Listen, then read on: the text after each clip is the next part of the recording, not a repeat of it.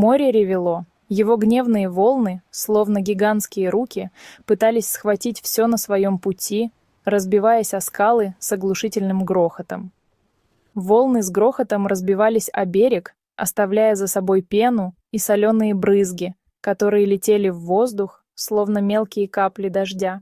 Лена, застигнутая врасплох внезапным штормом, изо всех сил пыталась удержаться на ногах. Ветер был настолько сильным, что казалось, он вот-вот снесет ее с места. Ветер трепал ее волосы, соленые брызги летели в лицо. Она боялась. Ее сердце билось так сильно, что казалось, оно вот-вот вырвется из груди. Вдруг сквозь шум ветра Лена услышала крик. Это был отчаянный зов о помощи, который пробивался сквозь рев стихии. Из пелены дождя к ней пробирался мужчина. Сильный, уверенный. Его шаги были твердыми, несмотря на бушующую стихию. Через мгновение он был уже рядом. Его глаза светились решимостью и спокойствием, которые передавались Лене. «Держитесь!» — крикнул он, хватая ее за руку. Это был Андрей. Его голос был как якорь, удерживающий ее в реальности. С огромным трудом, борясь с волнами, Андрей вытащил Лену на берег. Каждое движение давалось с трудом, но он не сдавался. Они рухнули на мокрый песок, подальше от бушующего моря. Вода отступала, оставляя их в относительной безопасности. Лена дрожала, не в силах вымолвить ни слова. Ее тело было охвачено холодом и страхом, но она чувствовала себя в безопасности рядом с Андреем. «Все хорошо», — тихо сказал Андрей, обнимая ее. «Опасность миновала». Его слова были как бальзам на ее раненую душу, принося успокоение и надежду. Андрей привел Лену к себе домой, маленькому уютному домику на берегу. Домик был окружен густыми деревьями, а шум волн создавал атмосферу уюта и спокойствия. Лена, промокшая и уставшая, с благодарностью приняла приглашение войти. Он растопил камин, укутал ее пледом и дал горячий чай. Тепло огня и аромат чая постепенно возвращали ей силы. Андрей, заметив, как она дрожит, добавил еще дров в камин, чтобы огонь горел ярче. Лена постепенно успокаивалась, рассказывая Андрею, как оказалась на берегу во время шторма. Она говорила о том, как ее лодка перевернулась, и как ей удалось доплыть до берега. Андрей слушал ее внимательно, не перебивая, и это помогало ей расслабиться. Андрей слушал внимательно, и Лена ловила на себе его теплый взгляд карих глаз. В его глазах она видела не только интерес, но и искреннюю заботу. Это было для нее неожиданно и приятно.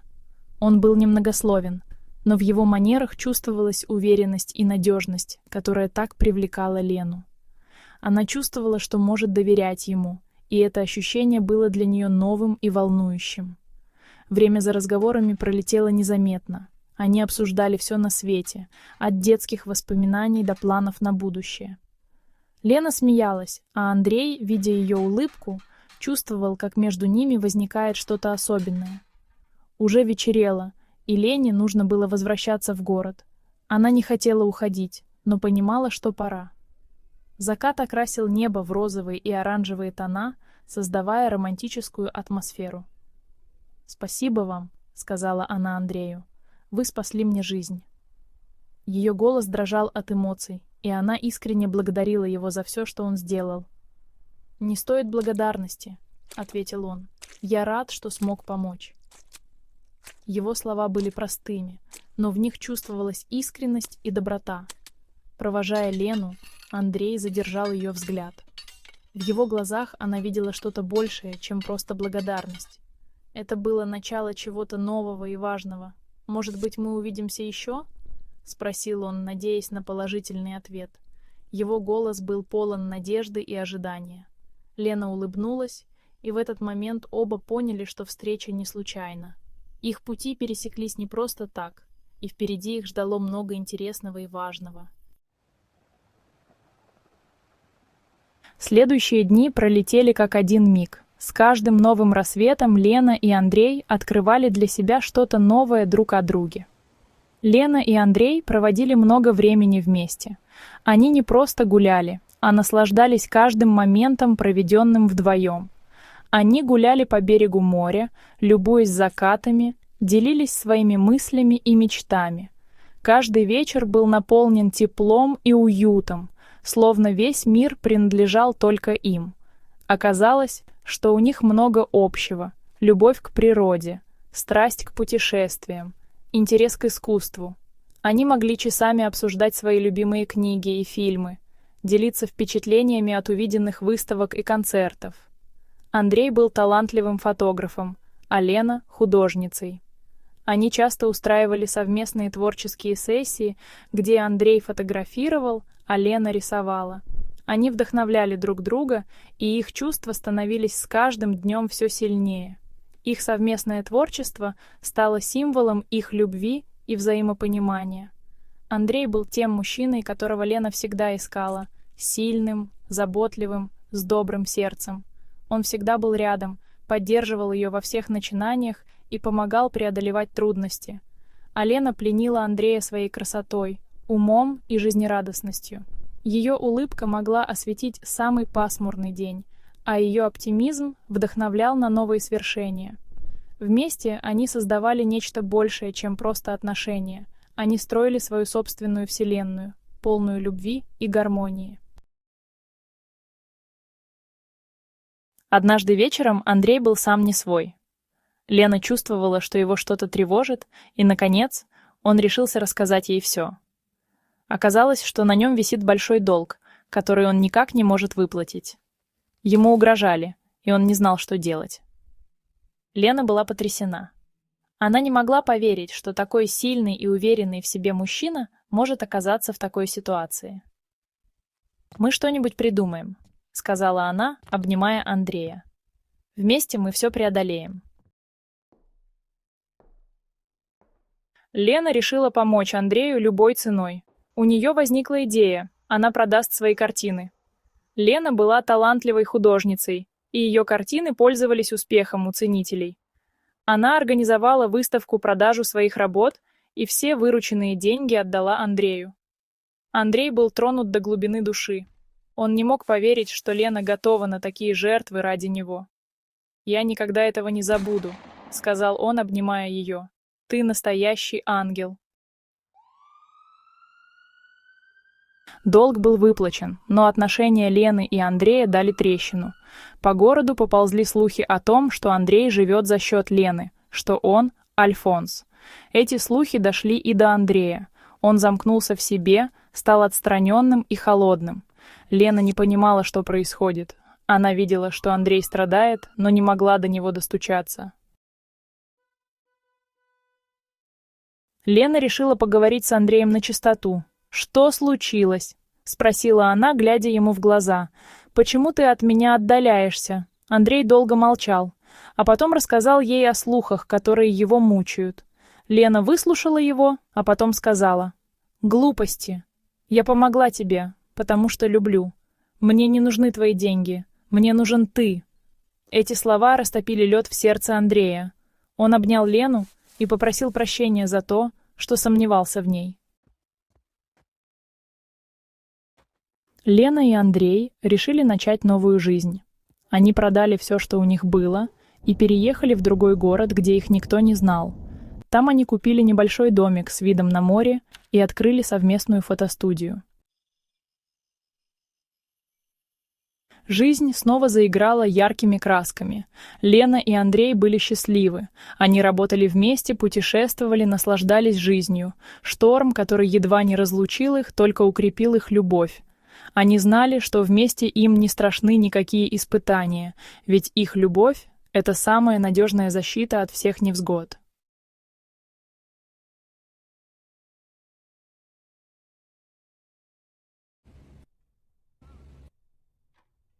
Olga was a woman of sharp intellect and unwavering focus. Her mind was a fortress, built brick by brick through years of rigorous study and relentless practice. She had always been the top of her class, the one who outshone everyone else in every debate, every exam, every challenge thrown her way. Her days were spent in the courtroom, her mind a steel trap for legal intricacies. She could dissect an argument with the precision of a surgeon, leaving no room for doubt or error. Her colleagues often marveled at her ability to recall obscure case laws and precedents, her mind a vast library of legal knowledge. She was a formidable lawyer, respected by her peers and feared by her opponents. Her reputation preceded her, and many sought her counsel, knowing that her involvement in a case often tipped the scales in their favor. She was a beacon of justice, a warrior in the legal arena. Yet, behind the facade of professional success, Olga harbored a secret sorrow. The accolades and victories in the courtroom could not fill the void in her heart. She often found herself lost in thought, wondering if there was more to life than the relentless pursuit of justice. Her heart yearned for a love she had never known. She had read about it in books, seen it in movies, but it always seemed like a distant dream, something meant for others, but not for her. The idea of someone understanding her, loving her for who she was, seemed almost impossible. Years of dedication to her career had come at a cost. The long hours, the late nights, the constant pressure to be the best, had left little room for anything else. She had missed family gatherings, friends' weddings, and countless other moments that could have brought her joy. Long hours and demanding cases had left little room for romance. She had tried dating, but her relationships always seemed to fizzle out. Men were often intimidated by her intelligence and ambition, or they simply couldn't keep up with her demanding schedule. Olga had grown accustomed to the quiet solitude of her evenings, the silence of her apartment, a constant reminder of her solitary existence. She would often sit by the window, looking out at the city lights, wondering if there was someone out there who could see past her professional exterior. The silence of her apartment was a constant reminder of her solitary existence. She had convinced herself that love was a luxury she could not afford. Her career demanded all of her time and energy, leaving nothing for anyone else. She had convinced herself that love was a luxury she could not afford. She had built walls around her heart, brick by brick, each failed date adding another layer of isolation. She had become an expert at hiding her loneliness, even from herself. She had built walls around her heart, brick by brick, each failed date adding another layer of isolation. Men seemed intimidated by her intelligence, her quick wit, and her sharp tongue. They found it easier to admire her from afar than to try to understand the complexities of her soul. Each failed date added another layer of isolation. Men seemed intimidated by her intelligence, her quick wit, and her sharp tongue. They found it easier to admire her from afar than to try to understand the complexities of her soul. Men seemed intimidated by her intelligence, her quick wit, and her sharp tongue. They found it easier to admire her from afar than to try to understand the complexities of her soul. Olga had resigned herself to a life of professional triumph and personal emptiness. They found it easier to admire her from afar than to try to understand the complexities of her soul. Olga had resigned herself to a life of professional triumph and personal emptiness. She had accepted that her legal mind, so adept at dissecting arguments and winning cases, was ill-equipped to navigate the messy complexities of love. Olga had resigned herself to a life of professional triumph and personal emptiness. She had accepted that her legal mind, so adept at dissecting arguments and winning cases, was ill-equipped to navigate the messy complexities of love. She believed that her destiny was to be alone, to find fulfillment only in her work. She had accepted that her legal mind, so adept at dissecting arguments and winning cases, was ill-equipped to navigate the messy complexities of love. Or so she thought, until fate intervened in the most unexpected way. Or so she thought, until fate intervened in the most unexpected way. One evening, as she was leaving the courthouse, she bumped into someone who would change her life forever. It was a chance encounter, a moment of serendipity that she could never have anticipated. Or so she thought, until fate intervened in the most unexpected way. This encounter would challenge everything she believed about love and loneliness, and set her on a path she never thought possible.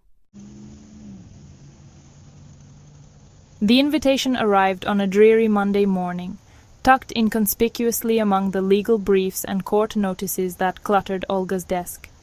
It was a simple, elegant card. its ivory surface embossed with gold lettering. It announced a charity auction, a gathering of the city's elite in support of a worthy cause. Olga usually tossed such invitations aside, but this one gave her pause.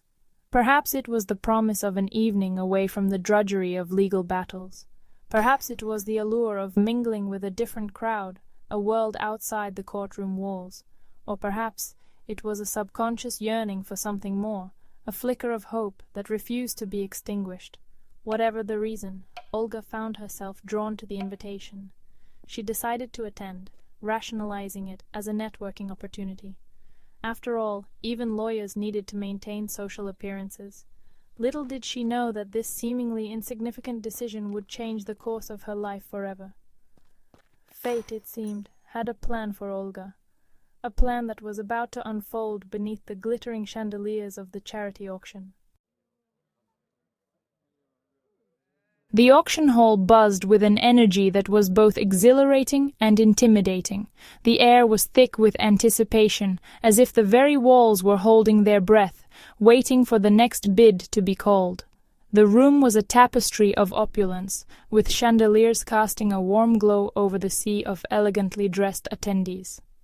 Wealthy patrons mingled with socialites, their conversations a symphony of clinking champagne glasses and forced pleasantries.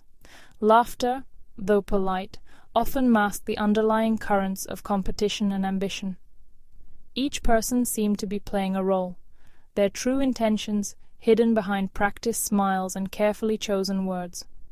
Olga, in her simple black dress and understated jewelry, felt a familiar pang of self-consciousness. She had always been more comfortable in the quiet solitude of her studio than in the midst of such grandeur. Her dress, though elegant, was a stark contrast to the glittering gowns and bespoke suits that surrounded her. She moved through the crowd with an air of detached amusement, her keen eyes observing the intricate dance of wealth and ambition. It was a world she had never quite belonged to, yet one she found endlessly fascinating. The way people maneuvered, the subtle glances, the unspoken agreements, it was like watching a play unfold. As the auctioneer's gavel called for attention, Olga found herself standing before a particularly striking painting. The room seemed to fade away as she became absorbed in the artwork, its vibrant colors and bold strokes drawing her in. It was as if the painting had a voice, whispering secrets only she could hear. It was an abstract piece, a riot of colors and textures that seemed to pulsate with a life of its own. The longer she looked, the more layers she discovered, each one revealing a new depth of emotion and meaning. It was chaotic, yet harmonious, a perfect reflection of the human experience. Lost in contemplation, Olga didn't notice the man who had stopped beside her, his gaze also drawn to the artwork. He stood there quietly, his presence almost imperceptible, yet there was a certain magnetism about him that eventually pulled her from her reverie. "It's captivating, isn't it?" a voice remarked, breaking the silence. The words were spoken softly, yet they carried a weight that demanded attention. Olga turned, slightly startled, to find herself face to face with a man who could only be described as handsome. He had kind eyes that crinkled at the corners when he smiled, and a warmth in his demeanor that instantly put Olga at ease. There was something genuine about him, a sincerity that was rare in such settings. His presence was like a breath of fresh air in the otherwise stifling atmosphere. "It's certainly different," she replied, her usual eloquence momentarily deserting her. She felt a flush of embarrassment, but was quickly reassured by his understanding nod. It was as if he could see right through her, past the facade she had carefully constructed. The man chuckled, a rich, melodic sound that seemed to resonate with the very core of her being. "Different, but in a good way, I think," he said, his eyes never leaving the painting. There was a depth to his gaze, a sense of appreciation that went beyond mere aesthetics. "It speaks to something deep inside, don't you find?" he continued, his voice thoughtful. Olga nodded, feeling a connection that was both unexpected and profound. In that moment, surrounded by the trappings of wealth and power, she felt a sense of belonging she had never experienced before. They stood there for what felt like an eternity, discussing the nuances of the painting, each word drawing them closer. It was a chance encounter, but one that would leave an indelible mark on both their lives. In the midst of the auction hall's chaos, they had found a moment of clarity, a connection that transcended the superficial. As the evening wore on, the auction continued, but for Olga and the mysterious man, time seemed to stand still. They had discovered something far more valuable than any piece of art, a kindred spirit, and in that fleeting moment, amidst the clamor and spectacle, they found a quiet corner of the world where they truly belonged. "I suppose it does," Olga conceded, surprised by her willingness to engage in conversation with a complete stranger. She had always been reserved, especially around people she didn't know. But there was something about this man, something that made her feel at ease. "Though I couldn't tell you what it's saying." She shrugged, feeling a bit silly for admitting it. Art had always been a mystery to her, a puzzle she couldn't quite solve. The man smiled, and Olga felt a warmth spread through her chest. His smile was genuine, and it made her feel seen, truly seen, for the first time in a long while. "That's the beauty of art, isn't it?" he said, his eyes twinkling with a kind of wisdom that only comes from a deep appreciation of life's finer things. It speaks to us all in different ways. Each person sees something unique, something that resonates with their own experiences and emotions.